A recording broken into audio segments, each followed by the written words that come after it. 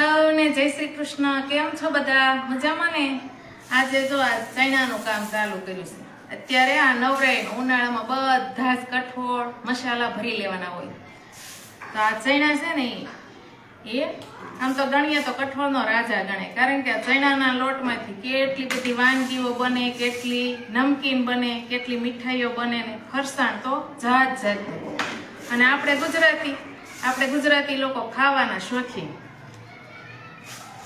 ગાંઠિયા હોય, ફાફડા હોય, લાડવા હોય, જલેબી હોય કે પછી ખાસ બધાના ફેવરેટ ભજીયા. તો આ ચણાના લોટમાંથી ઘણી બધી આઈટમો બને છે અને ઘણી બધી મિષ્ટાનો બને છે.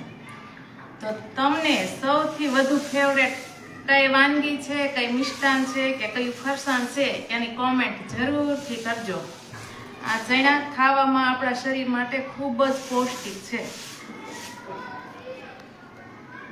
અત્યારે આ બધા જ બહેનો ઘેરે ઘેરે ચણા, મગ, મઠ, કઠોળ જાત જાતનું સાફ કરી ભરી લેશે, પછી આખું વરસ ઉપાદી નહીં.